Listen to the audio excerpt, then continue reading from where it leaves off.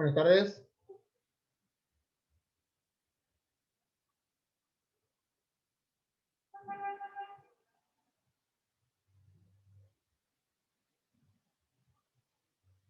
Hola, buenas tardes.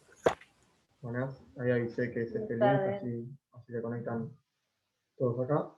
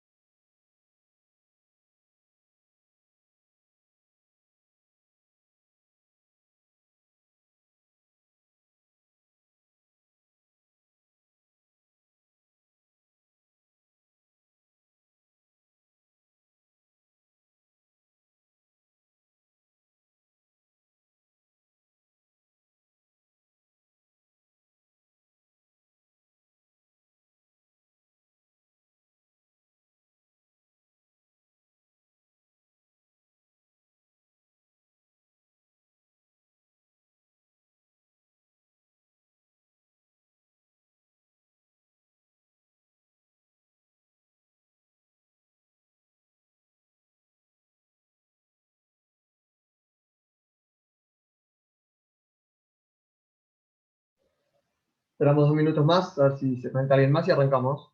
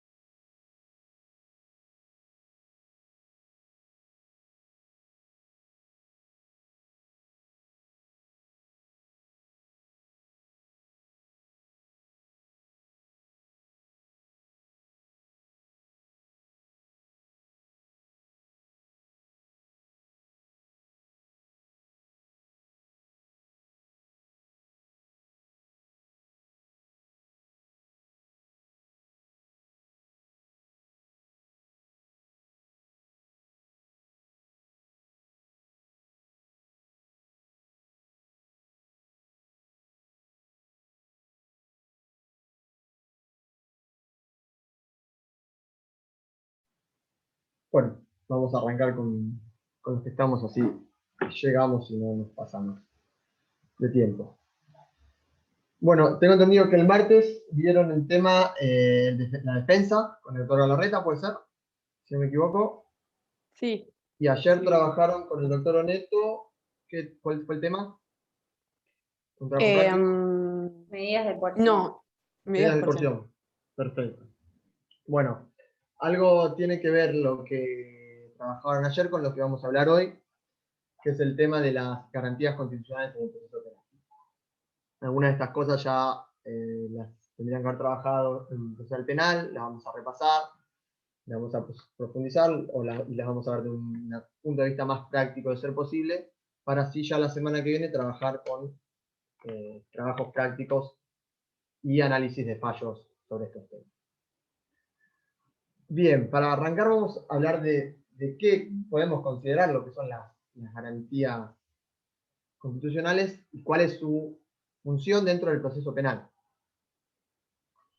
Siguiendo la idea de Binder, deben haber leído, escuchado algo de Binder, uno de los procesalistas, digamos, más de la nueva escuela, con las nuevas teorías que ha llevado a las nuevas reformas del proceso penal, Binder lo que propone es dejar al lado la idea del proceso como un trámite. No quedarnos con una serie de pasos que debemos ir cumpliendo a través de distintas disposiciones, distintas medidas, mandar un oficio, hacer un allanamiento, requerir un testigo, que muchas veces ese trámite en lo que es la historia del Poder Judicial, de la justicia, muchas veces se queda hundido en lo que es la burocracia, en lo que es el letargo, en lo que son los papeles, digamos. Entonces terminamos con pilas y pilas de papeles que no sirven para nada. Entonces él propone cambiar esta idea del trámite y toma un concepto base que él lo denomina la antinomia fundamental del proceso penal. ¿Qué es esta antinomia fundamental? Es una contraposición esencial y básica que se da entre la búsqueda de la eficiencia por parte del poder punitivo y los límites que se le imponen a ese poder punitivo, que ahí es donde entran en juego las garantías. Siempre lo grafica con la idea eficacia versus garantías. Ese es el punto que tenemos que nosotros pensar. Desde la eficacia tenemos un Estado que criminaliza ciertas conductas para poder llevar adelante una vida en sociedad, como sociedad, a través de, si queremos, desde una teoría filosófica del contrato social, nosotros para poder convivir en conjunto derivamos ciertos derechos en un tercero, que en este caso es el poder del Estado, y uno de esos derechos que le derivamos para que se ejerza de manera exclusiva es el poder punitivo, la facultad de castigar o de sancionar determinadas conductas y castigarlas. Y este poder punitivo, que es necesario para la vida en sociedad, también puede ser peligroso si se aplica de manera sin ningún tipo de control. Y por eso se establecen estos límites, a los que podemos llamar garantías, que funcionan como un escudo protector, una protección que tenemos las personas ante ese ejercicio del poder punitivo del Estado. Bien, entonces tenemos esta idea para arrancar de la eficacia, la posibilidad de ejercer este poder punitivo y las garantías como una protección frente a esa pretensión del Estado de ejercer ese poder. Estos dos elementos, obviamente, no conviven en una armonía, pero se encuentran en un punto de equilibrio. Un punto de equilibrio que es el estado actual de las cosas, podríamos decir. Pero ese punto de equilibrio, teniendo en cuenta la contradicción inherente que tienen estos dos elementos, es inestable y se va moviendo de acuerdo a muchas situaciones, a muchas cuestiones. De acuerdo a la política criminal de determinado Estado, de acuerdo a las modificaciones legislativas que haga ese Estado, de acuerdo a la interpretación que le den los jueces a esas leyes. Entonces, en determinado momento, este punto de equilibrio que nosotros encontramos entre las garantías y la eficacia, se puede correr un poquito más para el lado de las garantías o se puede correr un poquito más para el lado de la eficacia. Con determinada ley nosotros podemos decir, bueno, esto se está yendo un poco más para el lado de la eficacia. No sé, el uso del arrepentido en el proceso penal. Bueno, sí, tiende más a irse al lado de poder efectivizar, digamos, la ley penal. Pero por otro lado, la exigencia constitucional de una orden de allanamiento se va un poco más para el lado de la garantía. No puede ingresar el Estado a mi casa porque sí, cuando quiere. Entonces, ese punto de equilibrio está en constante movimiento. Y a ver, para que quede clara esta idea, y con esto ya empezamos a trabajar lo que es las garantías en concreto. Vamos a trabajar una parte hoy y una parte la semana que viene. Vamos a poner un ejemplo. Ustedes van a ser los jueces. Yo, soy fiscal, y estoy investigando una banda de narcotráfico internacional que sé que van a traer un cargamento muy importante, toneladas, de droga al puerto de Buenos Aires. ¿No? Partimos con esa hipótesis de los hechos. Y a partir de investigación yo entiendo, puedo corroborar que ese cargamento va a ingresar al puerto en esos containers de colores que se ven ahí en Puerto Madero. Va a entrar ahí el cargamento durante el mes de mayo. Ahora, en 2 semanas. Yo fiscal voy y le pido al juez: bueno, señor juez, tengo esto, estoy investigando esta banda, necesito que me habilite una orden de requisa para todos los containers que están en el puerto de Buenos Aires durante todo el mes de mayo de este año. ¿Qué me dicen? ¿Algún juez, alguna jueza? ¿Qué opinan? Que no, hay que delimitar un poco más el objeto de la requisa, es demasiado amplio. Bien, ¿alguien más? Está vacío de fundamento, una mera presunción muy abierta. Tengo los elementos de prueba que me dicen que va a pasar, digamos, esto. En cuestiones probatorias, sé que va a pasar esto. O sea, como fiscal tengo elementos suficientes para decir que esto va a pasar. Tendría que ser. Dejemos de lado la cuestión probatoria para analizar ahora el caso, por ejemplo. Pero está bien eso, igualmente, es necesario. Jorge. Puede llegar a ser a tal barco específico o a una determinada fecha, de pronto una semana, va un poquito más reducido, me parece. Bueno, entonces, ¿qué le dicen al fiscal? No. No hacemos lugar. Sigo investigando. Sigo investigando, mando mis informantes, que después veremos si funcionan o no, o desde qué punto de vista de las garantías lo podemos utilizar. Empiezo a averiguar y sé que ese cargamento va a llegar en la primera quincena de mayo en contenedores de la marca Fish Corp, ¿no? Y supongamos que hay alrededor de 500 contenedores de la marca Fish Corp en el puerto de Buenos Aires. Voy de nuevo, señor juez, habilíteme durante el 1 al 15 de mayo a requisar todos los contenedores de la marca Fish Corp del puerto de Buenos Aires. ¿Lo delimité? ¿No lo delimité? ¿Es en calza, no en calza? Yo creo que sí, que ahí sí. Bien, acá ya tenemos a alguien que me firma la orden de requisa. ¿Alguien más? Y ahí es más probable, porque bueno, es probable que se muevan muy rápido. Es decir, en el puerto hay gente que los requisa rápido, así que es más probable. ¿Alguien cree que todavía me falta? Vos decís una sola marca de contenedores, pero las cargas pueden ser de distintas. Los contenedores Fish Corp aproximadamente hay 500 en el puerto de Buenos Aires. Quiero requisa para esos 500 contenedores durante 15 días. Claro, pero pueden llegar a traer mercadería de un montón de distintas empresas. Estarías afectando el derecho de un montón de usuarios, digamos. Entonces, ¿crees que no es suficiente? Sí, me parece que todavía falta. Bien. Y un poco más, me parece. Ya tengo 2 que me dijeron que sí, que por lo menos irían, ¿no? Ahí Susana me dice que no. Bueno, Si es por la misma marca, yo creo que sí. O sea, si justifico eso, sí, porque puede estar en cualquiera de los 500 contenedores o puede estar distribuido entre los 500. Bien, bueno. Ven cómo ya empieza el juego de la interpretación, de las garantías. Del lado de la eficacia, del lado de las garantías. Yo podría seguir haciendo este ejemplo un rato más y decirle que en el próximo, bueno, necesito el allanamiento por 5 días a los contenedores rojos de la marca Fish Corp, que son 50. Y algunos me podrían decir, sí, bueno, ahora sí, ya está. Definitivamente tenés la habilitación. Otro me podría decir, no, necesito un día determinado, en un espacio determinado, para que yo pueda dar una orden precisa. Pero yo le digo al fiscal, pero esta banda se mueve muy rápido, recién voy a tener la información ese mismo día o el día anterior. Bueno, este es el juego de la eficacia y las garantías que nos propone Binder.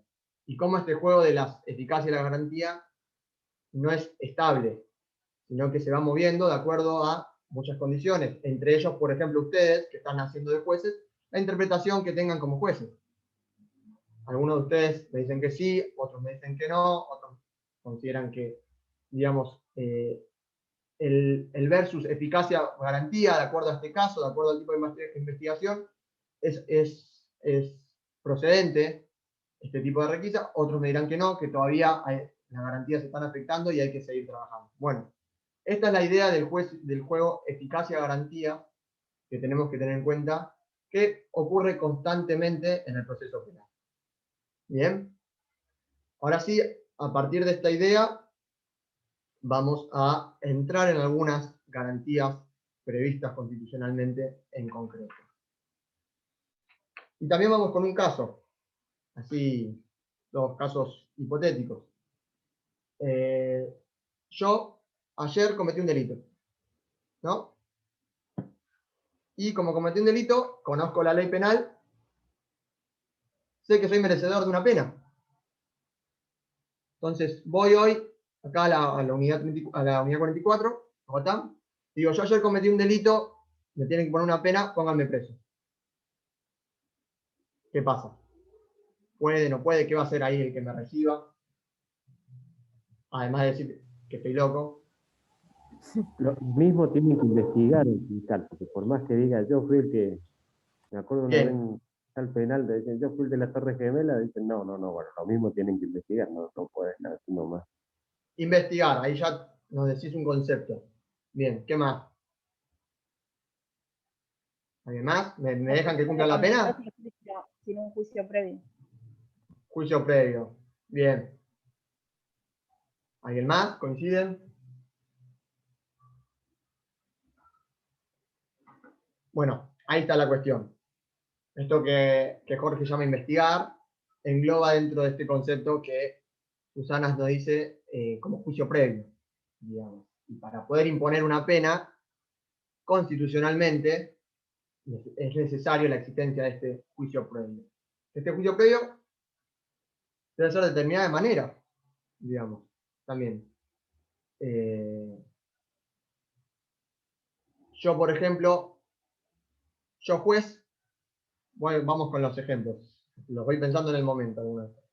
Yo juez, me roban acá en la esquina, lo agarran enfrente mío a la persona que me robó, entonces le digo, yo soy un juez de la nación, soy un juez acá de la provincia, soy juez del juzgado 19, juez penal, y como yo vi que esta persona me robó y tengo la capacidad de juzgar, que vaya preso 6 años. Le digo al policía que lo detiene. Ahí estoy haciendo un juicio, yo, como juez. ¿Está bien? No, no hay imparcialidad.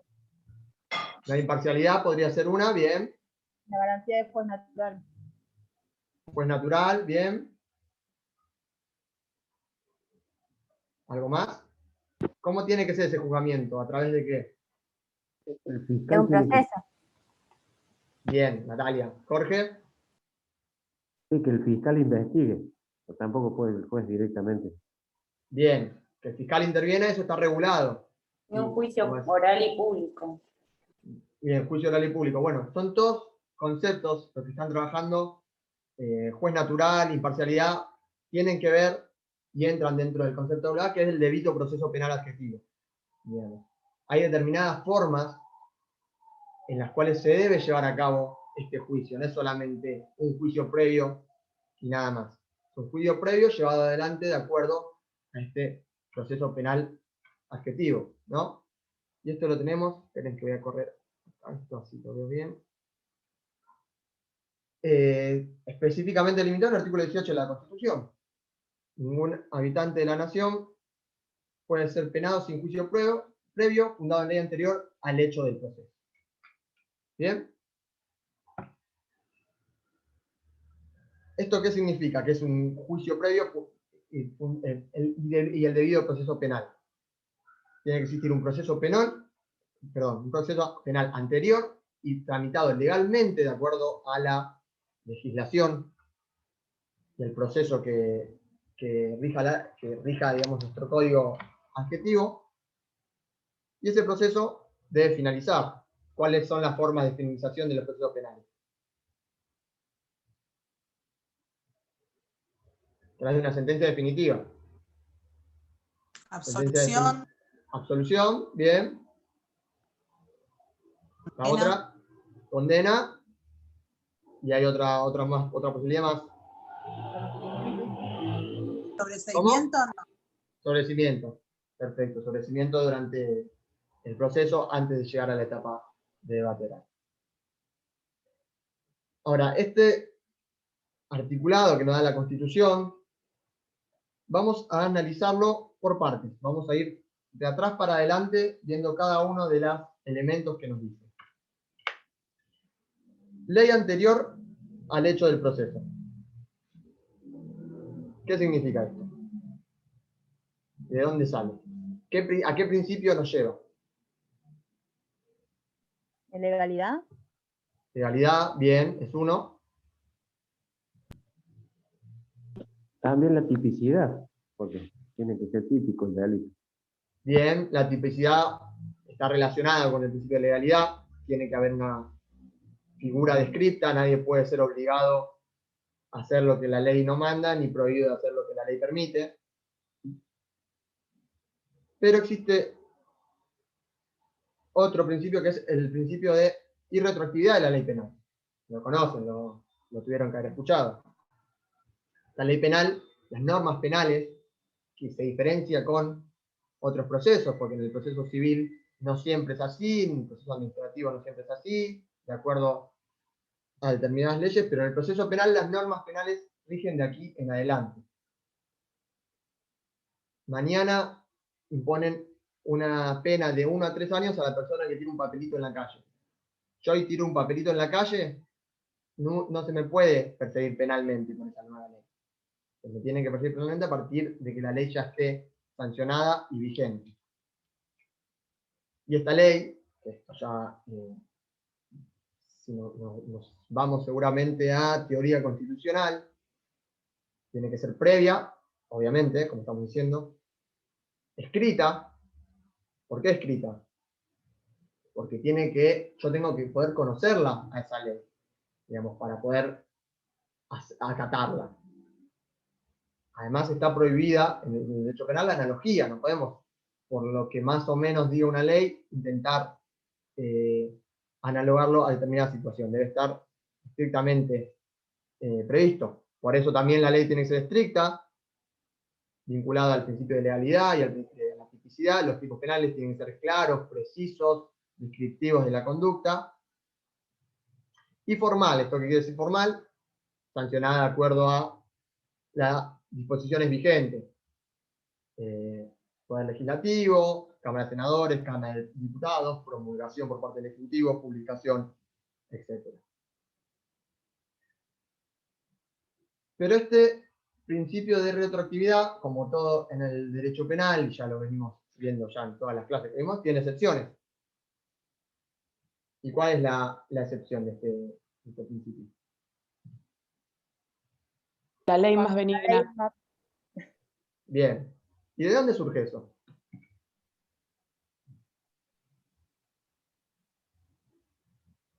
Constitución y de tratados internacionales. Constitución. Bien, a ver, artículo 18 de la Constitución. Artículo 18, esperen que lo encuentro. Ningún habitante de la nación puede ser penado sin juicio previo, fundado en ley anterior al derecho del proceso, ni juzgado por comisiones especiales, o sacado de los jueces designados por ley antes del hecho de la causa. Nadie puede ser obligado a declarar contra sí mismo, ni arrestado en virtud de una orden escrita, etc. Bien. ¿Por qué estoy leyendo esto? Previo a la reforma del 94, no estaba previsto constitucionalmente este principio, digamos, de la ley penal más benigna. Pero sí, como recién no vi quién fue, dijeron, esto se incorporó a través de la incorporación de los tratados internacionales de derechos humanos, a partir del 75, inciso 22, y está previsto en el artículo 9 de la Convención Americana de Derechos Humanos. Pero también fue previsto por la Corte Suprema de Justicia de la Nación. Acá ven, tenemos los dos elementos que hablábamos al principio, que nos manejan el límite entre las garantías y la eficiencia. Por un lado, la normativa constitucional, tratados internacionales, y por otro, la interpretación que hace la Corte Suprema de Justicia de la Nación. Y acá, antes de seguir con esto, vamos a hacer un paréntesis. ¿Y saben lo que significa esta cita de los fallos de la Corte? ¿Lo vieron en alguna materia? ¿Por qué se cita así? ¿Tienen idea? Tomo y página, ¿no? Bien, tomo y página, ¿de qué? Del expediente. Del compendio de fallos. Exactamente. Exactamente.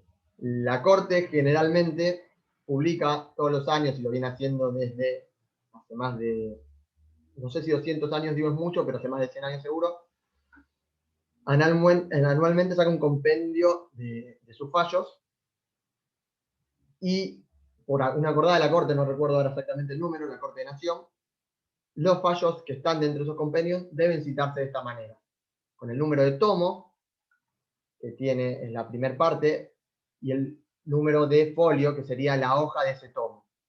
Entonces, 329.1053 es el tomo 329, folio 1053, digamos, de ese compendio. No hay identificación por años, pero esto lo pueden acceder fácilmente en la página de la Corte. Están todos los tomos, desde el tomo 1 al tomo 300 y pico, que creo que es uno de los últimos, y ahí pueden acceder a lo que es la jurisprudencia de la Corte de manera directa, sobre todo porque muchas veces con este formato de cita, en muchas ocasiones se copian y se pegan los números y no se verifica qué es expresamente lo que dice la Corte, si es un voto de la mayoría, si es un voto de la disidencia, si es un extracto. Entonces, de manera muy fácil con internet, ustedes pueden acceder a estos tomos y pueden verificar, en el caso de que tengan estas citas, de qué tratan estos casos. Pero bueno, volviendo al tema de la retroactividad de la ley penal. En estos fallos Cristalux, si no me equivoco es el primero, y el segundo es Palero, tratan sobre derecho penal tributario.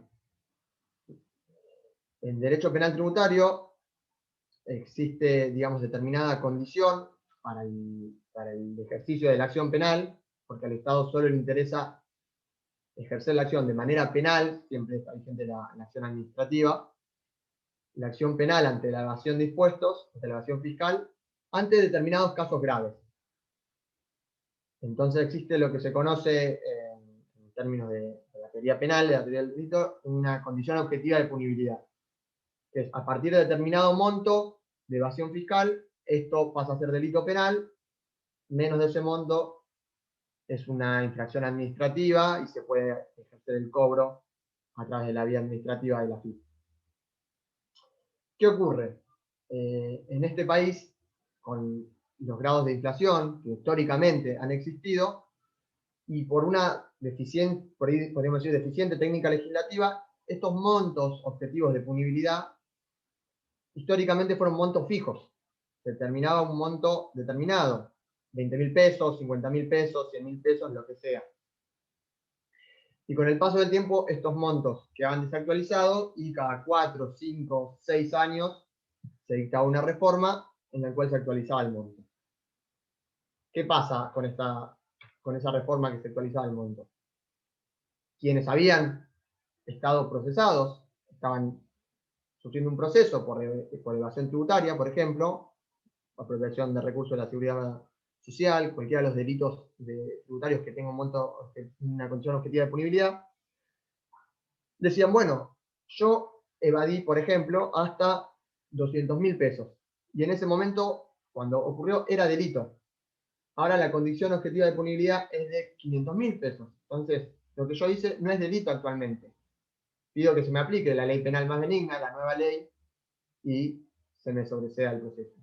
Bueno, en estos fallos, Cristalux y Palero, la Corte hizo lugar a este criterio y consideró que era una aplicación de la ley penal más benigna. Hoy en día, ¿por qué explico esto? Porque hoy en día este criterio está discutido nuevamente. Hace no más de 3, 4 años hubo también una nueva modificación de la ley penal tributaria. Volvieron a ocurrir estos planteos y por ejemplo, el procurador fiscal ante la Corte hoy ya dictaminó lo contrario, dictaminó que esta modificación no es una modificación de la punibilidad por parte del Estado, que al Estado le interese aumentar o disminuir el grado de punición de este tipo penal, sino que es una actualización por cuestiones inflacionarias de determinados montos que la ley prevé. Entonces, al considerarlo una actualización, no cambiaría el injusto penal sobre el cual se basa, digamos, este delito, y no debería aplicarse la irretroactividad de la ley penal. ¿Cómo son los fallos? Disculpe. ¿Cómo? Hola. Jorge. Sí, sí. ¿Los nombres de los fallos puede ser? Sí. Cristalux es el primero,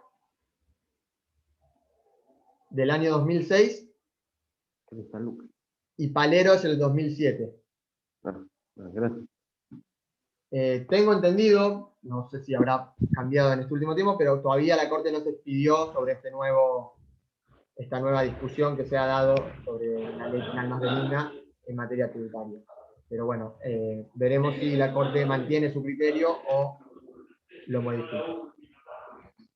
Bien, bueno, seguimos desarmando lo que hablábamos del artículo 18. A ver, creo que Jorge, hay un audio que se está mezclando. Bueno, juicio previo, lo que hablábamos cuando empezamos. Juicio previo como un proceso anterior y tramitado legalmente, finalizado a través de una de las formas de finalización del proceso, que es la sentencia definitiva, sea esta condenatoria, absolutoria o un sobreseimiento. Bueno, siguiendo con los fallos de la Corte, para este debido proceso se exigen determinadas formas sustanciales del juicio, nos dice. Existe una acusación, una defensa, que esa acusación o defensa verse sobre la prueba de los hechos, y que exista una sentencia dictada por los jueces naturales. Acá vamos a seguir más adelante con el tema de jueces naturales. Estos serían los fundamentos que nos da la Corte para hablar de un debido proceso. ¿Cómo debería ser el debido proceso? Y partiendo de esta idea es que ocurre esto. ¿Qué pasa con el juicio abreviado? El juicio abreviado cumple los requisitos del debido proceso, no cumple los requisitos del debido proceso, es constitucional, no es constitucional, no sé qué opinan. Conocen más o menos ya, estuvimos hablando el otro día también un poco, el modelo de juicio abreviado.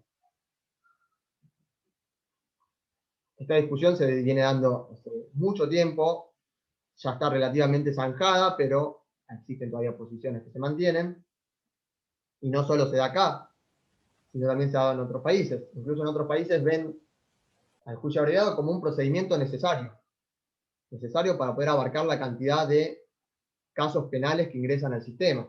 Un sistema penal limitado que necesita y no puede llevar a cabo todos los juicios orales que, si queremos, y entendiendo la garantía del debido proceso en su máximo esplendor, es como deben terminarse estos procesos, ¿no? Responderían por ahí más a la eficacia, o sea, persiguen más la eficacia y dejan de lado algunas garantías.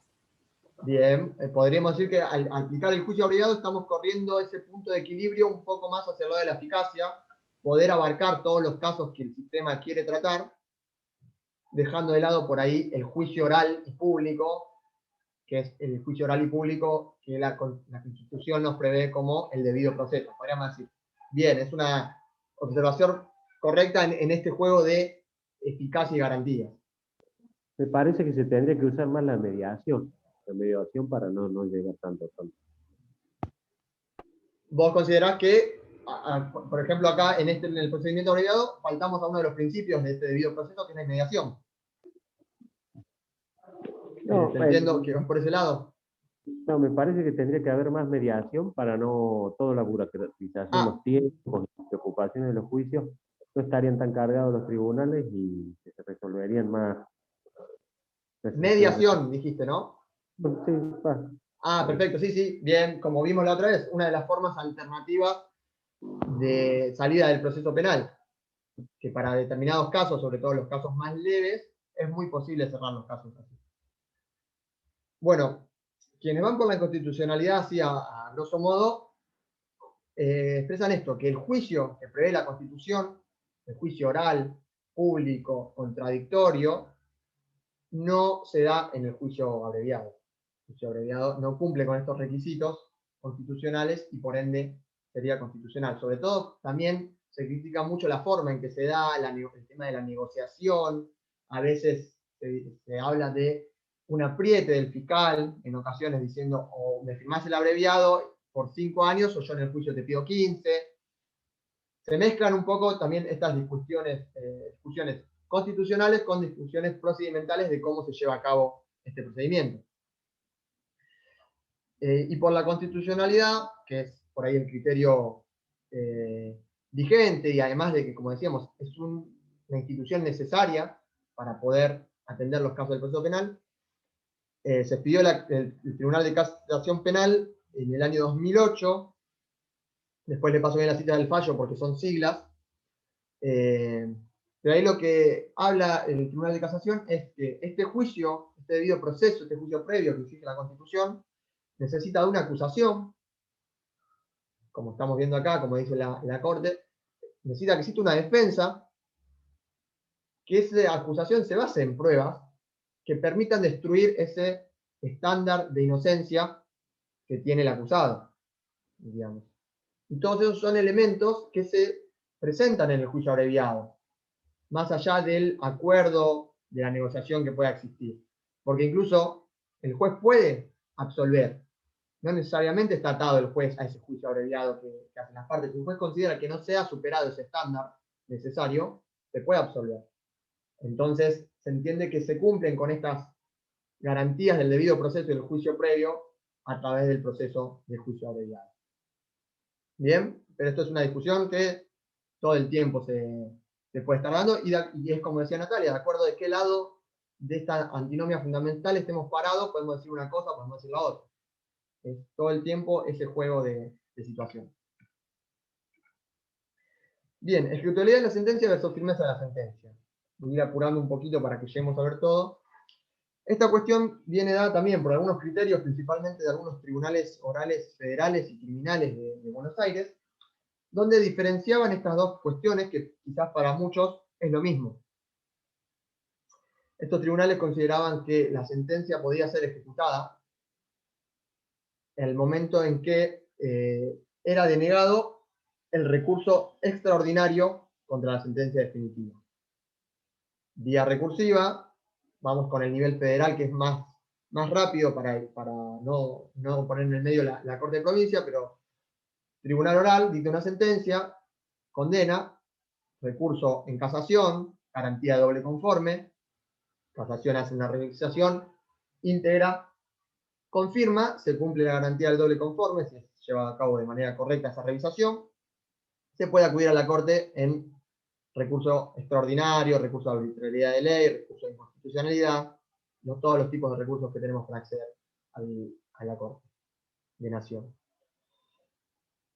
Los tribunales sobre los cuales se presentan esos recursos son los tribunales que resolvieron, y ese tribunal debe hacer un mérito del acceso formal de ese recurso, si formalmente ese recurso es admisible o no. Si la Cámara de Casación Penal rechazaba ese recurso extraordinario, para este criterio que iba por la ejecutabilidad de la sentencia previo a la firmeza, consideraban que era el momento suficiente para poder ejecutar la pena, porque se había agotado la vía formal, por decirlo de algún modo, recursiva. Por otro lado, si bien se agotó, si podemos decir, la vía formal recursiva, existe todavía un último recurso, que es el recurso de queja ante la Corte. Que nosotros ahí lo que vamos a discutir es el rechazo del recurso anterior. Por lo cual la sentencia no necesariamente está firme, existiendo algún tipo de recurso pendiente. Entonces se daba esta discusión, entre quienes incluso se ha dado recientemente en casos mediáticos, esta discusión, si ante el rechazo del recurso de casación se podía ejecutar o no la pena. La Cámara Criminal y Correccional de Buenos Aires desestimó esta diferencia, la ejecutabilidad de la pena se hace en un momento que la sentencia está firme, y el nuevo Código Procesal Penal Federal ya deja zanjada la cuestión de manera definitiva. El Código Procesal Penal Federal, que todavía no entró en vigencia en todo el país, entró en vigencia en determinadas jurisdicciones, y algunos artículos entraron en vigencia en todo el país. Por ejemplo, si entra en vigencia, ya solo podrán ser ejecutadas las sentencias firmes. Es decir, que no existe una distinción entre este concepto de ejecutabilidad y firmeza de la sentencia. Bien. Cualquier cosa me interrumpen. Siguiendo y atado a este tema, el artículo de la 18 de la Constitución que estamos desarmando, ningún habitante de la nación podrá ser penado. Nos refiere. ¿Y por qué hacemos una pequeña pausa nada más en este concepto del penado? Porque siguiendo con este tema que nosotros veníamos diciendo, teniendo sentencia condenatoria en primera instancia, todavía no estamos cumpliendo pena. Entonces, ¿cuál es, digamos, la derivación lógica de esto? Es que esa medida cautelar que nosotros podríamos ya estar cumpliendo a partir de esa sentencia, o incluso de manera previa a esa sentencia, atravesando el proceso penal, mantiene las características de las medidas cautelares. Todavía estamos cumpliendo una medida cautelar, por más que tengamos una sentencia condenatoria no firme. Y estas características son que es revisable, puede ser revisada, digamos, a requerimiento de la parte ante el tribunal que la dictó, tiene que ser proporcional, tiene que ser limitada en el tiempo, e incluso a partir del dictado de una condena penal puede modificarse el análisis de los riesgos procesales. ¿Por qué? Ya vamos a trabajar más adelante en concreto medidas cautelares, estuvieron viendo algo con Ezequiel, pero nosotros para poder dictar una medida cautelar personal, una prisión, tenemos que valorar el entorpecimiento del proceso y el riesgo de fuga, ¿no? Y si tenemos un juicio terminado, ¿qué entorpecimiento del proceso podría haber? ¿Puede existir o no? ¿Queda sola vía recursiva? ¿Se puede entorpecer ese proceso o no? ¿El imputado, la persona acusada, podría amenazar testigos, destruir pruebas? ¿O no es necesario valorar eso porque la prueba ya se produjo? Entonces pueden cambiar el modo de análisis de las medidas cautelares. Y por el contrario, existiendo una condena en revisión, pero condena al fin, supongamos que a prisión de cumplimiento efectivo, podemos interpretar en abstracto, siempre las medidas cautelares hay que verlas en el caso concreto, pero en abstracto, ¿qué podría haber más riesgo de fuga? Porque la persona acusada ya sabe que va a tener que cumplir una pena en prisión en caso de confirmarse, entonces puede tener un incentivo mayor a fugarse. Entonces puede disminuir el riesgo procesal a partir de dictar una condena, en el sentido de entorpecimiento del proceso, pero podría aumentar, en el caso abstracto, obviamente, el peligro de fuga. Pero lo que hay que tener en cuenta es esto, que la pena no se comienza a cumplir antes de que ese juicio previo, llevado adelante y finalizado conforme a la legislación vigente, tenga sentencia definitiva. Y esta es otra cuestión que por ahí la pasamos por arriba, pero el artículo de la Constitución lo dice así, dice ningún habitante de la nación. ¿Y qué puede pasar con el caso de extranjeros en el país que no, digamos, habitan, que están de paso? ¿Qué pasa? ¿No se les aplica el artículo 18 de la Constitución? ¿No son merecedores de un juicio previo? ¿Qué les parece? Sí, por Sí, supuesto, de todas como cualquier maneras. otro hijo de vecino, sí. Realmente hay que darle intervención, por supuesto, al consulado, a la embajada que corresponda de acuerdo a la nacionalidad. Pero, ¿es merecedor de un juicio previo? La Constitución habla de ningún habitante de la nación. ¿Es habitante de la nación? Y no importa, en tanto y en cuanto el delito haya sido cometido dentro del Estado Nacional, por supuesto que sí. Bien. Se habla de habitantes, no de ciudadanos. Bien. Bueno, aunque por ahí parezca obvio, la Corte se tuvo que expedir con esto, hace mucho tiempo. Fallos, si ven fallos 28, esto creo que es hace más de 100 años, pero fue necesario que la Corte se expida, donde obviamente, como estaban diciendo, cualquier extranjero goza de los mismos derechos y garantías, como también nos dice el artículo 20, si no me equivoco, en la Constitución, la igualdad de derechos civiles para los extranjeros en el territorio. De todas estas garantías previstas por la Constitución, y obviamente no pueden ser penados sin un juicio previo de acuerdo al artículo 18 de la Constitución. Perdón. Pero bueno, esto que por ahí puede parecer muy obvio, como les digo, llegó hasta la Corte. La Corte tuvo que decirlo. Bueno, vamos a hablar de otra, ahora vamos a hablar de otra cuestión que mencionamos al principio cuando estábamos hablando del debido proceso. Y en general todas las garantías se enmarcan en esta idea del debido proceso, de la garantía de defensa a juicio, que es el carácter del juez natural. Siguiendo con el análisis del artículo 18, ningún habitante de la nación podrá ser penado sin juicio previo, fundamental anterior al hecho del proceso, ni juzgado por comisiones especiales o sacado de los jueces designados por la ley antes del hecho de la causa. Esto también está expresamente previsto en el Código Procesal de la provincia. Obviamente, como sabemos, la Constitución fija los límites mínimos de las garantías que luego pueden retomar las provincias, ya sea en sus constituciones y luego en las legislaciones de fondo, para ampliar esos derechos, nunca restringirlos. ¿Qué significa la idea del juez natural? Es la existencia de un órgano judicial que ya esté preestablecido al momento del hecho, que sea de forma permanente previsto por la ley, digamos. Por eso la garantía tiene un doble encalce, podemos hablar. Por un lado, la imposibilidad de comisiones especiales. No puedo formar una comisión específica para juzgarte a vos y a vos. Tienen que ser los jueces ya preestablecidos constitucionalmente y de acuerdo a la legislación vigente. Pero tampoco, que es el otro encalce que tiene esta Constitución, esta garantía, perdón, es yo no puedo sacar al juez que ya estaba designado para tratar ese caso. No lo puedo sacar, digamos, porque sí. ¿Por qué? Porque justamente lo que se pretende resguardar es la garantía que tenemos todos los ciudadanos a ser juzgado por un juez independiente e imparcial, no un juez que pongan para juzgar un caso en particular. También hago un paréntesis. El PowerPoint después se los mando. ¿Recusación o excusación? Disculpa. Sí, Excepto sí, te escucho. Jorge. Sí. ¿Excepto recusación o excusación? Bien. Pero ¿cuál es la diferencia, por ejemplo, podemos decir, ahí? Sí, cuando es pariente, o sea, cuando pero ¿por qué una recusación o una excusación no implicaría una vulneración al principio de juez natural? No entiendo la pregunta. ¿No?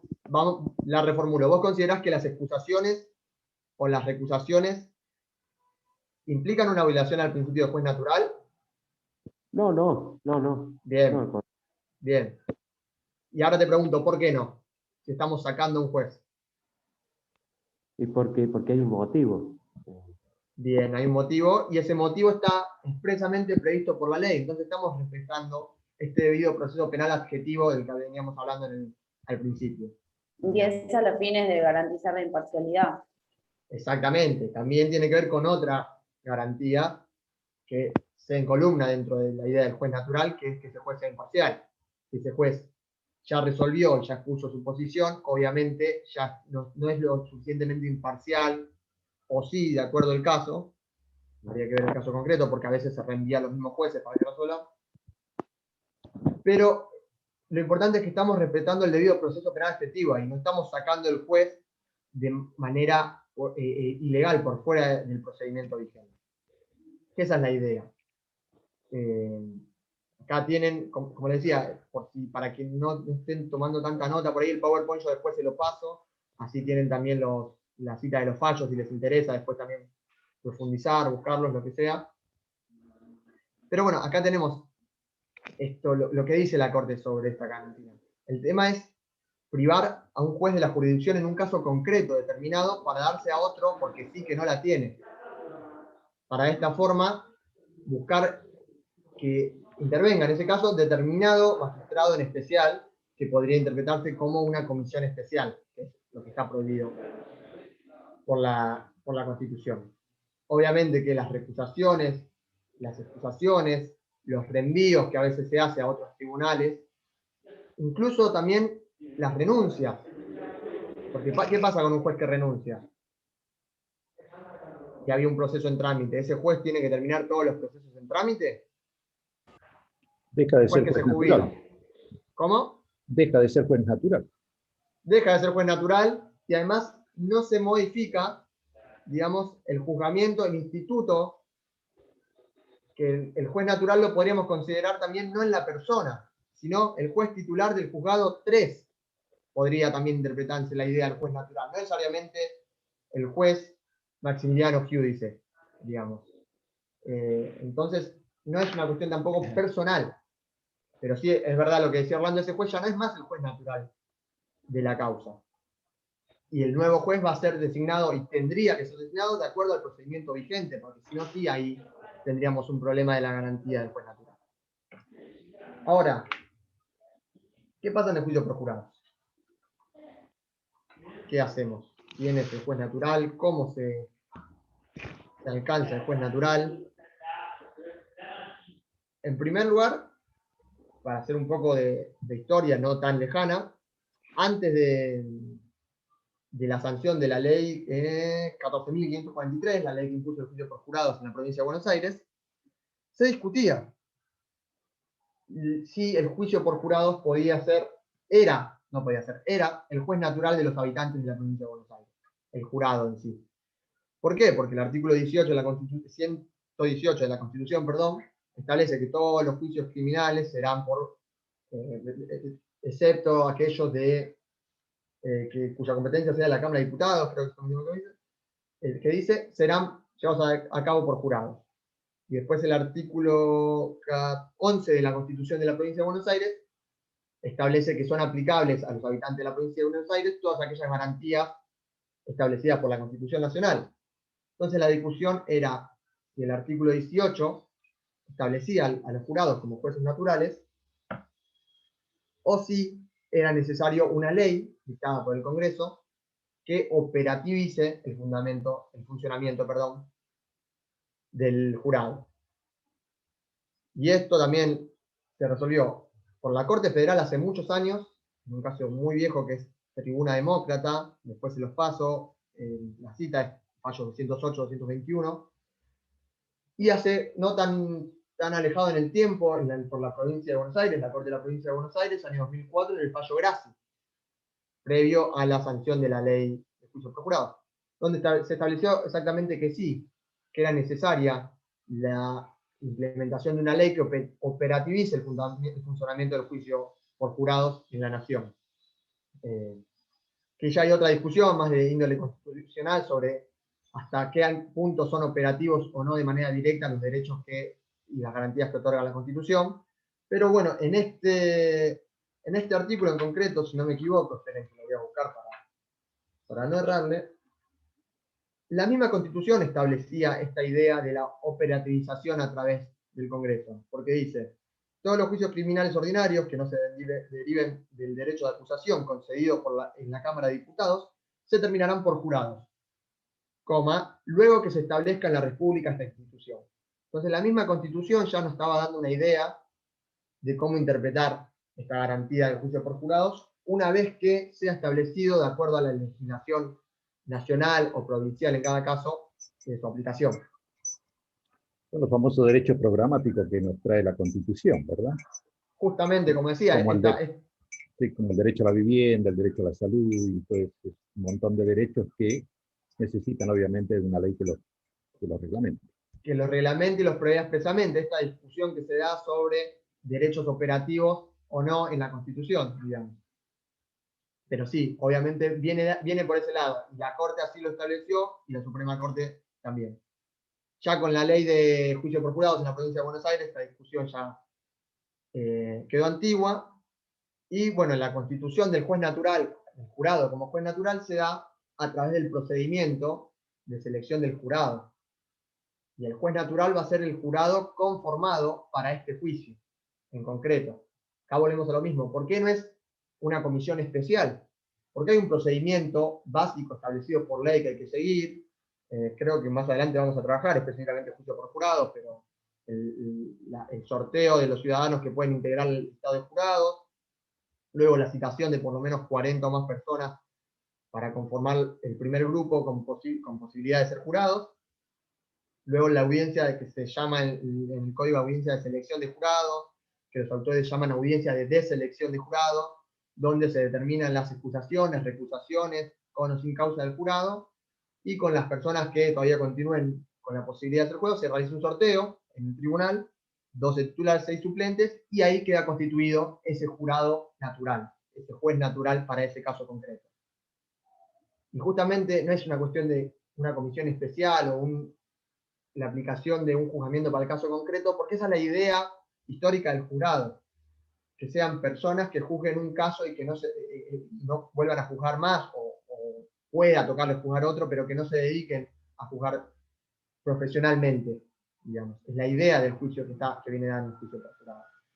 El jurado natural lo tendríamos una vez que está conformado ese grupo de 12 titulares y 6 suplentes que van a intervenir en este juicio en particular. Y esto a modo de mención, no sé si escucharon hablar del sistema de colegio de jueces, es un sistema de organización de la justicia que se aplica en los códigos más modernos, en los códigos de últimas generaciones. Creo que actualmente está vigente en el Código Procesal Penal de Chubut, Código Procesal de Chubut, porque creo que tiene un único código, si no me equivoco, tendría que después confirmárselo, y en Tucumán, donde la organización de la justicia se da a través de un sistema ya no vertical, primera instancia, segunda instancia, inferior, superior, sino horizontal, donde existe un colegio que se llama de jueces, donde puede haber 30 jueces, 40 jueces, 50 jueces, de acuerdo a la densidad poblacional y a la cantidad de jueces que haya en la región y la cantidad de casos, que conforman un único colegio. Supongamos el colegio de jueces número 1 de Mar del Plata, y puede haber el colegio de jueces número 2 de Mar del Plata. De acuerdo a la organización, a la fecha de los hechos, al sorteo que se dé, el juez natural de un caso concreto va a ser el colegio de jueces número 1.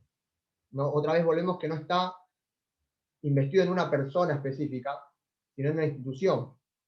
En este colegio de jueces, los jueces que intervienen en él están desprovistos de toda actividad administrativa, generalmente no tienen empleados a su cargo, no se ocupan del mantenimiento de los juzgados, de los ascensos del personal, y de un montón de cuestiones que los saca de la función de jurisdiccional concretamente, que hoy en día, y de acuerdo al sistema de organización que tenemos, mucho tiempo del juez pasa por ese lado, y eso está derivado en una oficina judicial.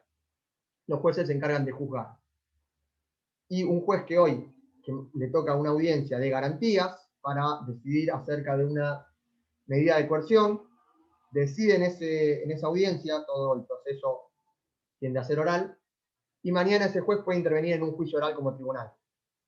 Y pasado mañana ese juez puede intervenir como juez revisor, revisando la decisión que tomó otro juez de ese colegio. Entonces no hay una posición específica de los jueces, sino que son jueces penales con funciones de garantía, de juicio, de revisión, de ejecución, etc. Digamos. Perdón, ¿y todo lo realiza el mismo juez? No, la organización viene dada por un nuevo, digamos, una nueva institución que se crea en estas organizaciones de la justicia, que es la oficina judicial, que la oficina judicial es quien le lleva la agenda a los jueces, quien sortea a los jueces que intervienen en cada caso, quien decide las licencias que se pueden tomar, quien está a cargo de los empleados, quien se encarga de las notificaciones a los testigos, de que funcione la grabación del sistema, etcétera, etcétera, etcétera. Todas cuestiones de índole administrativo, para que la función jurisdiccional no tiene nada que ver, y esto lo que permite es que los jueces se dediquen justamente a lo que tienen que hacer, que es juzgar hechos y tomar decisiones. Se ha discutido incluso el encalce que tiene la oficina judicial, porque también, esto es una opinión personal mía, pero los jueces, a través de la postura del juez, muchas veces están endiosados, son como una persona que está ya muy arriba y no se le puede decir qué hacer, qué no hacer, cuándo tomarse vacaciones, cuándo no, el juez decide todo. Y ha habido discusiones, por ejemplo, sobre si el gerente, porque tiene una organización medio empresarial, que eso por ahí es discutible también, pero el gerente, el organizador de la oficina judicial, le impone a un juez: vos te puedes tomar vacaciones de este momento a este momento, después tenés que estar trabajando, o vos tenés que estar en esta audiencia y en esta audiencia. Y ha habido discusiones que incluso han llegado a la Suprema Corte de Chubut, donde la Suprema Corte ha dicho que es competencia exclusiva del organizador de la oficina judicial establecer el modo de funcionamiento en que van a trabajar los jueces. Pero bueno, esto se los tiro más que nada para que conozcan este sistema que es bastante moderno, que se está empezando a implementar en algunas legislaciones del país. Puede tener sus pros, sus contras, obviamente como todos los sistemas son perfectibles, pero desde una perspectiva acusatoria, adversarial, de la oralidad, es un sistema que podría funcionar, creo yo, bastante bien y mucho mejor que la organización estanca que tenemos hoy en día de juzgados, juez, empleados, etc. Podría ser más rápido, ¿no? Digo, me parece. Y si vamos como principios, todo lo que conlleva oralidad, en principio sería más rápido también. Entonces, que vengan todas las partes a discutir en una audiencia, una medida cautelar, es más rápido que el fiscal me presente, yo corro un traslado a la defensa me contesta a los 3 días, el juez resuelva. En principio parece más rápido también. Entonces, y también hay mucho de organización, que a veces los problemas que hay en la justicia tienen que ver con eso, creo yo. Esto es todas opiniones personales mías, nada más les comento para que entiendan la idea de dónde apunta este sistema. Pero bueno, vamos a seguir. Principio de inocencia. Otra garantía derivada del debido proceso penal, derivada del juicio previo, y derivada de la garantía de defensa en juicio del artículo 18 de la Constitución. Pero lo mismo, volvemos a lo que hablábamos hoy de la retroactividad de la ley penal. Está derivada de la garantía del artículo 18, de lo previsto del artículo 18, pero no está expresamente mencionado el principio de inocencia en la Constitución. Cuando hablo de la Constitución me limito al texto de la Constitución sin irnos a los tratados internacionales, incluso si queremos previo a la reforma del 94. Pero sí, a partir de la incorporación, este principio está expresamente dicho y de esta manera, esta presunción de inocencia en la Declaración Universal de Derechos Humanos, en la Convención Americana de Derechos Humanos, y también está previsto en el artículo 1 del Código Procesal Penal de la Provincia de Buenos Aires, artículo 3 del nuevo Código Procesal Penal Federal. Ahora bien, ¿qué consiste este principio? ¿Es una presunción de inocencia o es un estado de inocencia? ¿Qué les parece? ¿Es solo una cuestión esto gramatical? No, ¿O es un tiene estado otras de implicancias? inocencia. Es un ¿Natalia? estado de inocencia porque tiene que ser, digamos, en ese caso se tiene que romper ese estado de inocencia para poder acusarlo. Bien. ¿Alguien más? ¿Alguien está de acuerdo? ¿No? ¿Alguien considera que no, que es una presunción? Para mí es una presunción. El fiscal es el que tiene que probar que es culpable, ¿no es cierto? Porque hasta tanto se supone que es inocente. Bien. Tiene que jugar también con los errores del fiscal. Bueno, o sea, ¿Cómo no te escuché lo último? Perdón. sí, que la defensa a veces juega con los errores del fiscal. Sí. Es decir, para sobreseer o torturar. Bien. Eso ya lo vamos a ver igual ahora en 5 minutos más adelante, que se relaciona con el principio de inocencia, pero tiene que ver con otro principio, que es el favor rei, que se conoce como favor rei, o el principio de indubio pro reo, digamos, que ya ahora lo vamos a tocar. Entiendo que vas por ese lado vos. Pero bueno, a ver, sobre este tema en concreto. Como les decía, sí, ¿quién? Perdón. Para mí, Paula, para mí también es un estado porque no tiene que acreditar su inocencia. Bien. ¿Cómo es la persona? ¿Cómo somos todos nosotros antes de una sentencia penal? Inocentes. Bien. Bueno. Hasta que se declare lo contrario. Bien. Entonces, ¿de dónde viene esta cuestión? Los tratados internacionales hablan de presunción de inocencia, por ejemplo. Entonces alguien podría decir, bueno, no, los tratados que tienen nivel constitucional están hablando de una presunción, estrictamente. Los códigos, como decíamos, van un poquito más allá y hablan ya de la idea de un estado de inocencia, que podría considerarse la más correcta dentro con la idea de este principio. ¿Por qué? Porque nosotros el proceso en realidad, como decíamos recién, lo atravesamos como inocentes. Somos inocentes. Y lo que existe es una presunción de culpabilidad para poder atravesar ese proceso. Una presunción de culpabilidad que puede ir increyendo a medida que avanza el proceso. Hay determinado nivel de presunción de culpabilidad para llamar a una persona a prestar declaración en 308. Hay quizás un mayor nivel de presunción de culpabilidad para poder elevar a juicio la causa. Hay un paso más, un escalón más de presunción de culpabilidad para requerir la condena en un juicio oral.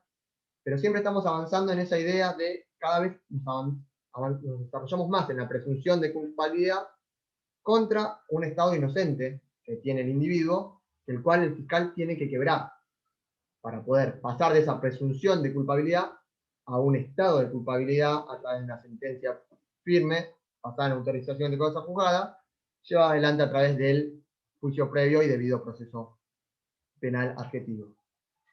Entonces, si lo pensamos de esa forma, el estado jurídico en el cual las personas tenemos previo a una sentencia firme es un estado de inocencia, que puede variar en el tiempo, pero se mantiene hasta que una sentencia diga lo contrario. ¿Bien? No deja de ser un juego de palabras, porque si estamos hablando de una presunción de culpabilidad, también podemos hablar de una presunción de inocencia. Exactamente, por eso. Inocencia, como dijo usted recién, podemos estar hablando de un estado de culpabilidad. Por eso les decía, a ver si consideraban que era una cuestión gramatical o no. Hay quienes se quedan con que es simplemente una cuestión gramatical. Por algo, los tratados internacionales hablan de presunción. No hay discusión al respecto. Los máximos tratados de derechos humanos se quedan con esa palabra. Hay algunos doctrinarios, Schiavo, por ejemplo, que dice es más correcto utilizar el término estado de inocencia por la condición jurídica que tiene la persona. Pero sí, por eso les digo, puede ser que queden con la idea de, bueno, es una cuestión gramatical, nada más o no. Pero lo que importa es que entendamos la idea del principio. Para mí ¿Y cómo juega? Tiene más fuerza que decir que... ¿Cómo? Perdón, Susana. Que decir que es un estado jurídico me parece que tiene mucho más fuerza que decir que es solo una presunción. Bien, bueno, por eso, acá también la idea es que cada uno tenga su opinión y la pueda fundamentar. Yo les doy las diferentes opciones que hay, les digo lo que pueden decir algunos, otros, pero lo importante es que cada uno pueda fundamentar su posición y por qué considera que es una la correcta o no.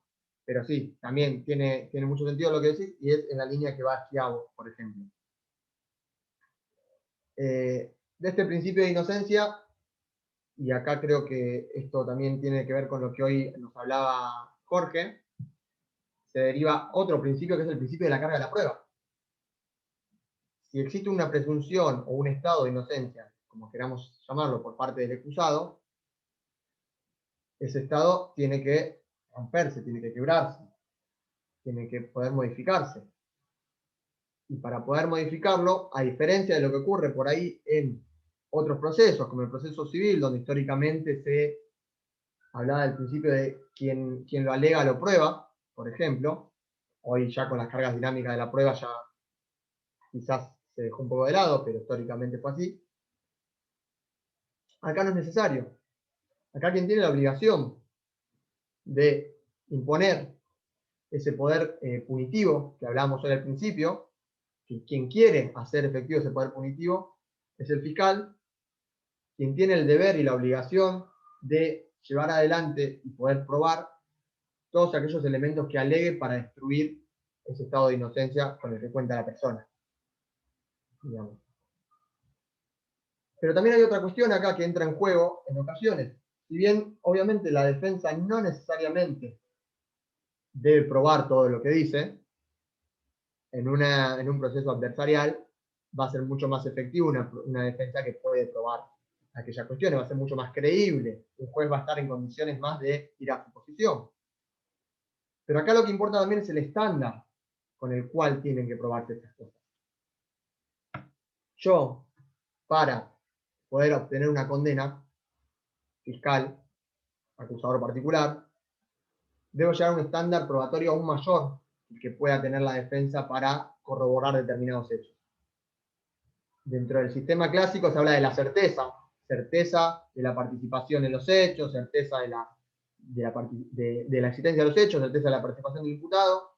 En un esquema más adversarial y del juicio por jurado se habla de la duda razonable, más allá de toda duda razonable, entonces no es cualquier duda, sino tengo que superar aquella duda que pueda generar algún tipo de idea de podría esto no haber sido así, tengo que superar ese límite. Y la defensa no tiene un estándar probatorio mínimo. La defensa tiene que probar, puede probar lo que alega, perdón, no tiene. Pero sí entra en juego estas cuestiones cuando estamos hablando de causales de justificación, por ejemplo. Si yo, como defensa, y esto ha estado también en discusión mucho tiempo, alego una legítima defensa. Yo tengo que probar la legítima defensa, el fiscal tiene que probar que yo no actué en legítima defensa, hay una inversión de la carga de la prueba, hay un distinto estándar probatorio en este caso, sí, no, ¿qué les parece? Acá no estamos hablando de la aplicación, yo fiscal quiero romper ese estado de inocencia, sino yo defensa alego la existencia de una causal de justificación. ¿Hasta qué punto tengo la obligación o no de probarlo? No, decilo. No, me parece que sí, yo tengo que probar que actué en legítima defensa. Bien, que se invierte la carga de la prueba en este caso. Sí. Bueno, y ahí es el que tiene que probar. Ahí estamos en violación al principio de inocencia. Yo creo que el fiscal, por el deber de objetividad que tiene, también tiene que analizar si no se dan las circunstancias obviamente. eximentes de responsabilidad. Obviamente, justamente creo que la clase que tuvimos presencial hablamos de este tema, que era una de las finalidades de la instrucción. Además de establecer la existencia de los hechos y la posibilidad de culpabilidad del acusado, una de las cuestiones a analizar por el fiscal es la existencia o no de atenuantes, agravantes o eximentes de la responsabilidad. Pero bueno, aquí hay una cuestión que tiene que ver con el estándar también. Digamos, hasta qué punto es mayor el estándar que yo tengo para probar la causal de justificación que el estándar de prueba que tiene el fiscal para probar su acusación. Si existiera algún mínimo de duda sobre la existencia o no de la causal de legitimación, sobre la causal de justificación, a diferencia del fiscal, que el fiscal alega, yo como defensa, ese mínimo de duda tendría que interpretarse en mi favor, digamos. Y ahí también entra esta idea de la carga de la prueba, que se vincula justamente con el principio, algunos lo llaman favor rey, algunos lo llaman indubio pro reo, en caso de duda deberá estarse beneficio del imputado, tiene muchos distintos significados, ya sea en latín o en español. Esto también viene derivado del principio de inocencia y del principio pro persona o principio pro homine, como se lo conoce en los tratados internacionales. Que tiene que ver con el principio de inocencia, veníamos hablando, todas las personas somos inocentes, tenemos un estado jurídico de inocencia, una presunción de inocencia, no tenemos la carga de la prueba de defender la acusación, sino que el Estado, el fiscal, el acusador particular tiene la carga de la prueba de destruir ese estado de inocencia. Y del principio pro persona, el principio pro homine, que tiende a que siempre debe utilizarse, debe buscarse la interpretación más amplia en favor de los derechos humanos, digamos. Entonces, con esta conjunción de estos dos principios, se deriva la conclusión de, en caso de duda constitucionalmente, debe estarse en favor del imputado. Porque, como veníamos diciendo en otros casos, expresamente en la Constitución no aparece. Sí aparece en los códigos. En los códigos expresamente se marca esta cuestión. y tiene que ver con esto que hoy comentábamos. La Constitución, los tratados internacionales establecen los parámetros mínimos en el cual todo Estado de Derecho debe funcionar. Las legislaciones locales, las legislaciones nacionales pueden ampliar estos derechos, obviamente nunca restringirlos. Y por lo menos en la provincia de Buenos Aires y a nivel federal está expresamente previsto esta situación que la duda siempre va a favorecer al imputado. Bien, un poco terminó siendo teórica la clase de hoy. No sé si tienen alguna duda, alguna pregunta. La idea ya de la semana que viene va a ser trabajar sobre la misma base de garantías constitucionales, siempre partiendo de esta idea de la antinomia fundamental, de la eficacia versus garantía. Vamos a hacer un análisis de fallos sobre allanamientos, veremos también sobre intervenciones, y vamos a trabajar de manera práctica. Primero vamos a ver de qué tratan esos fallos. Si quieren lo pueden trabajar por los grupos para no hacerlo individualmente, analizar el fallo, y ahora les voy a dar una guía, se las voy a mandar o se las voy a subir al campus, se las voy a subir al campus después con los fallos que vamos a trabajar la semana que viene, una guía de lectura de fallos, se los muestro acá, no sé si están viendo, como para tener una idea cómo analizar estos casos con los que vamos a trabajar. Bueno, son todos fallos de la Corte, identificar los hechos relevantes del caso, qué fue lo que planteaba la defensa, cómo fueron las resoluciones para llegar al camino cómo fue el camino para llegar a la Corte Suprema, vía acceder para la Corte Suprema, esto es la cuestión formal, sobre los recursos, y bueno, ya en la opinión del Procurador Fiscal, si en los fallos creo que está el dictamen del Procurador, tendré que revisarlo, cuáles eran los principios, los que vimos hoy, y los otros principios constitucionales que conozcan, que estén en juego, y cómo esos principios se aplican en el caso concreto. Lo mismo en la decisión de la Corte, en la mayoría y en la disidencia. Las disidencias son importantes porque a veces las disidencias desarrollan más determinados argumentos, e incluso se ha visto históricamente que con el pasar de los años algunas disidencias han ido consolidándose y han terminado siendo la idea de la mayoría de la Corte. Entonces, muchas veces las dejamos de lado, pero a veces es interesante prestarles atención para ver qué ideas nos dejan. Y bueno, el obiter dictum, yo intento no usar mucho las palabras en latín, no me convence mucho, pero bueno, la decisión final de la Corte en estos casos. Vamos a seguir trabajando en este tema. Son dos fallos de la Corte que seguramente entre hoy y mañana, más posiblemente mañana, los estemos subiendo al campus, y los trabajan en grupos, y después vamos viendo a ver qué conclusiones llega cada grupo sobre estos casos, y vamos a hacer un trabajo sobre, si no me equivoco, nos toca el trabajo como abogados ante una persona que fue víctima de uno de estos hechos, cuáles son los elementos que a nosotros nos resulta relevante conocer en una entrevista previa, por ejemplo, con esta persona, para poder después plantear un caso. Qué tenemos que preguntarle, sobre qué pasó, para poder identificar qué garantías y qué derechos en juego estuvieron en juego, y después nosotros ver cómo eso formalizarlo a través de un recurso ante la Corte Suprema, ante una Cámara, etc. Bien, el PowerPoint se los voy a pasar, lo voy a subir al campus, se lo mando por el grupo, después si alguien no está en el grupo me escribe por mail o lo reenvían al otro grupo que tienen, creo que con el Centro de Estudiantes. No sé si tienen alguna duda, alguna pregunta, algo más de lo de hoy. A mí me tendría que... Jorge. Me tendría que agregar al grupo que estaba antes con Patricia y no me acuerdo qué más. Sí, no me acuerdo quién, fue el grupo del tribunal, ¿no? Sí. ¿Quién era el grupo del tribunal? ¿Están acá? Bueno, yo ahora lo voy a buscar y después te voy a avisar, Jorge, pero te mantenés en ese grupo, después ponete en contacto con ese grupo para este trabajo. Sí. Gracias. Bueno, respecto del seminario que había hecho mención usted, que comenzaba este sábado. Ahora comienza el seminario de litigación. Exacto. Ahora 18:30, en 15 minutos, 20 minutos arrancamos. ¿Se puede participar? Sí. Sí, creo que el Centro de Estudiantes iba a publicar el link. Si no, yo ahora se lo reenvío al grupo de la práctica, por si a alguien le interesa participarlo. Hoy va a ser más que nada una clase introductoria sobre cómo es la cursada, cómo se va a desarrollar, qué es lo que hacemos. Por ahí toquemos algún tema, eso ahora me estaba por confirmar alguno de los otros profesores.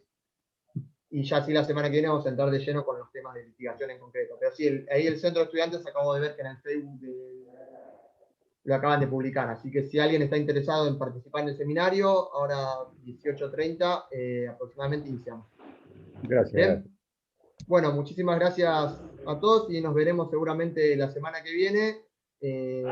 Luego les comunico la actividad para trabajar la próxima semana. Bien, Bueno, un saludo gracias. y nos vemos. Gracias, Maxi. Gracias. Buenas tardes.